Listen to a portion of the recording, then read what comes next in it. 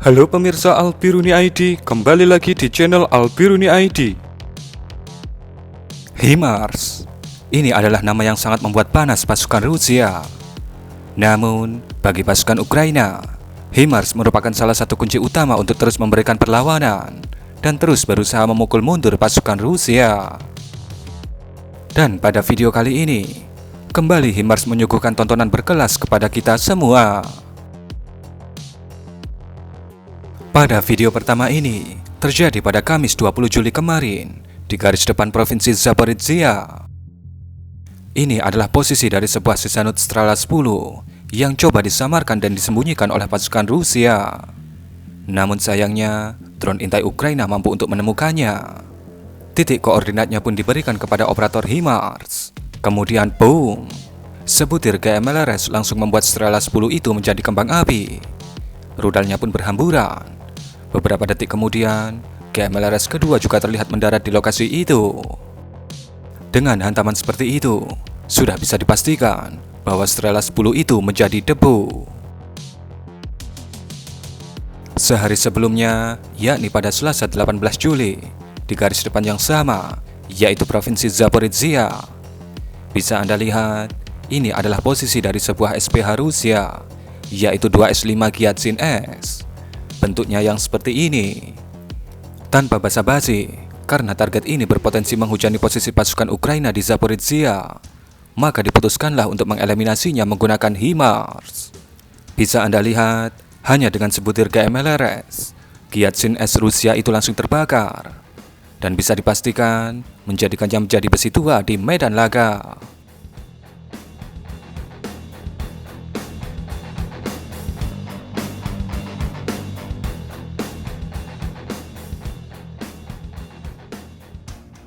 Kemudian pada Rabu 19 Juli, di garis depan Provinsi Zaporizhia, pasukan intai Ukraina berhasil menemukan sebuah lokasi yang digunakan oleh pasukan Rusia untuk memasang sistem elektronik warfare mereka, yaitu sistem R330ZH Zytel, yang berfungsi untuk melakukan jamming terhadap sistem komunikasi lawan. Anda bisa melihat sistem Zytel itu diletakkan di bangunan berwarna merah ini. Tidak jelas apakah ini adalah bangunan atau sistem Zytel yang ditutupi kain berwarna merah. Dan di sampingnya itu adalah sebuah genset untuk menghidupkan sistem jamming Rusia ini. Kemudian, titik koordinat dari Zytel ini disampaikan kepada operator HIMARS yang sudah bersiaga. Dan diluncurkanlah sebuah GMLRS ke lokasi itu. Dan boom, HIMARS mendarat di lokasi itu. Tapi nampaknya GMLRS itu mendarat di bangunan panjang yang mirip seperti hanggar. Apakah itu meleset, Min? Nampaknya iya kalau secara hantaman langsung. Tapi, kalau dilihat dari semburan baja tungsten yang dibawa, yang bisa kita lihat dari lingkaran debu yang dihasilkan, nampaknya itu akan membuat fungsi dari Zytel itu agak mengalami gangguan dan harus dibawa pulang oleh pasukan Rusia untuk mendapatkan perbaikan.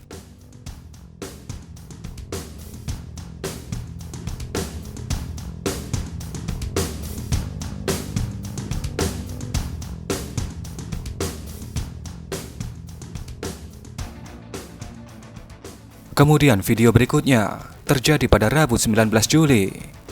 Ini adalah posisi dari dua unit MLRS PM-21 Grad Rusia di sekitar garis depan Zaporizhia.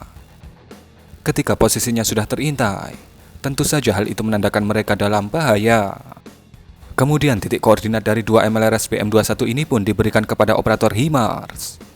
Sebutir MLRS pun diluncurkan, dan terlihat hanya mendarat di sekitar PM-21 itu. Itu meleset, Yamin. Ya, itu meleset.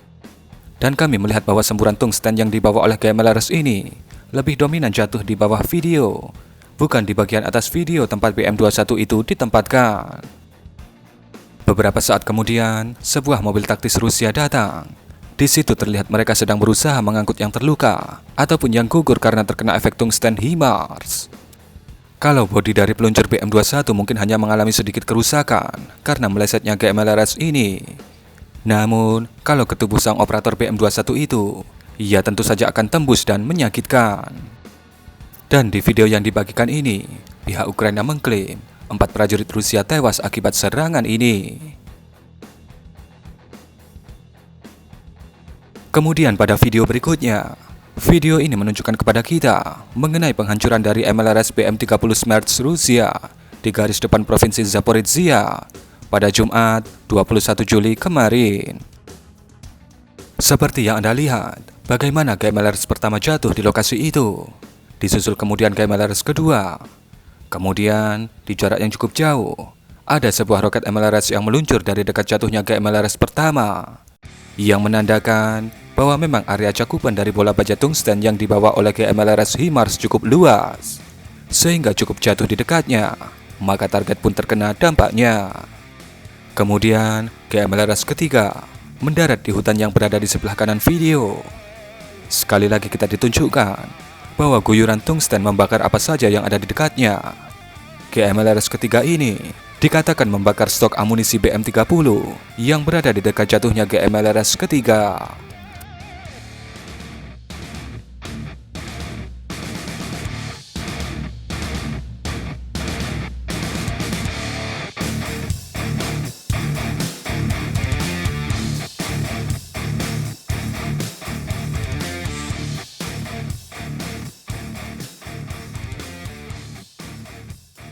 Video berikutnya, ini adalah posisi dari SPH-2S5 Gyatsin S yang nampak sedang santai-santai menikmati suasana garis depan. Tiba-tiba boom, langsung jadi debu. Ingat pepatah kolom komentar, jangan berdiam diri terlalu lama di area terbuka. Bisa jadi HIMARS ingin bersama dengan Anda.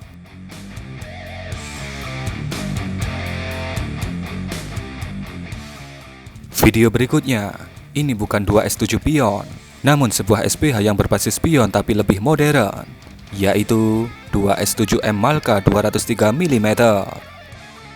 Awalnya terlihat Malka ini berada di dalam hutan, namun kemudian terlihat ada di luar hutan. Di situ terlihat sebuah GMLRS sepertinya meleset ketika menargetkan si Malka ini.